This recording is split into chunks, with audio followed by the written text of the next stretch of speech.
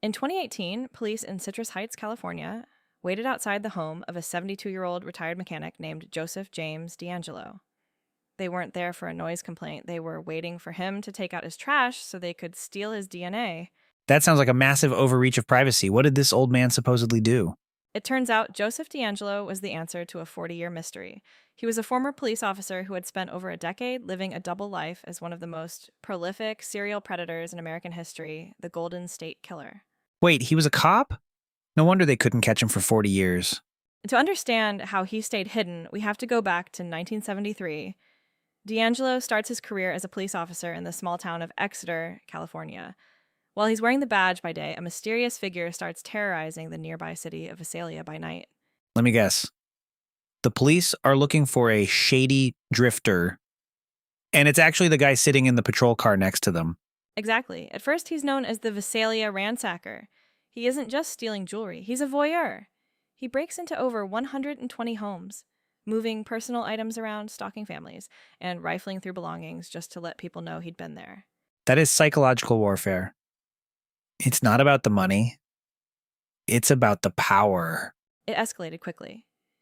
In 1975, a journalism professor named Claude Snelling caught the ransacker trying to kidnap his daughter from her bedroom. DeAngelo shot and killed him before vanishing into the night. Shortly after that, DeAngelo moved north to join the Auburn Police Department, and the ransacker seemingly retired.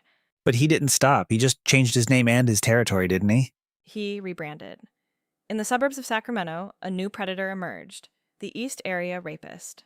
From 1976 to 1979, he attacked at least 50 women. Because he was a trained officer, he knew exactly how to avoid leaving fingerprints or being tracked. He even used police-grade dog repellent to keep K9 units off his scent.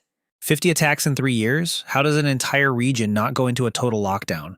It did. People were buying attack dogs and sleeping with shotguns. But DeAngelo's signature move was uniquely terrifying.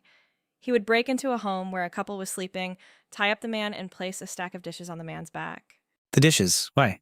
He told the man that if he heard those plates rattle, if the guy moved even an inch to try and escape while DeAngelo was attacking the woman in the next room, he would kill them both. It was pure distilled sadism.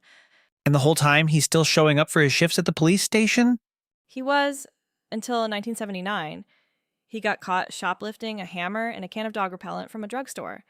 The department fired him, and almost immediately, the attacks in Northern California stopped. Okay, so the trail goes cold. Does he go into hiding? No, he goes south. He moves to the Santa Barbara and Orange County areas, and his violence turns lethal. This is the original Night Stalker phase. Between 1979 and 1986, he murders at least a dozen people in their homes. This is what I don't get. How do the police not connect a guy who uses the dishes on the back trick in Sacramento to a guy doing similar things in Ventura? You have to remember the era. There was no central database. Different counties didn't talk to each other, and DNA testing didn't exist for the public yet. To the authorities, these were 3 different criminals in 3 different parts of the state. So he just stops? After 1986, the murders end and he just disappears? He became a ghost. He took a job as a truck mechanic for a grocery chain and lived a quiet suburban life for the next 30 years. He raised 3 daughters. He took up fishing.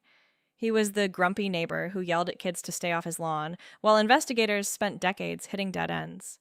If he's a ghost and the trail is 30 years old, what finally broke the seal? Was it a confession? It was a combination of obsession and technology. A true crime writer named Michelle McNamara spent years investigating the case and gave him the name Golden State Killer to link all his personas together. At the same time, a cold case investigator named Paul Holes was looking at a new, controversial tool: investigative genetic genealogy. Like those Find Your Ancestors websites? Precisely. Holes took DNA from a 1980 crime scene and uploaded it to a site called GEDmatch. They didn't find the killer's profile, but they found his distant cousins. A genealogist named Barbara Ray Venter spent weeks building a massive family tree from those cousins, tracing it down until only one man fit the description: Joseph DeAngelo. That's wild. This means anyone who uploads their DNA to find their great-grandparents might be handing the police a map to their criminal relatives. That's exactly why this case changed everything. It proved that your DNA is a permanent witness against you, even if you've never been arrested. Within weeks of DeAngelo's capture, police departments across the country started using this method to close hundreds of cold cases. Did he ever explain why he did it or why he stopped? In court, he sat in a wheelchair looking like a frail, confused old man, a performance many victims called his final insult. He eventually pleaded guilty to 13 murders to avoid the death penalty. He admitted to dozens of rapes he couldn't even be charged for because the statute of limitations had run out. This guy thought he'd outrun the clock and the law through sheer silence.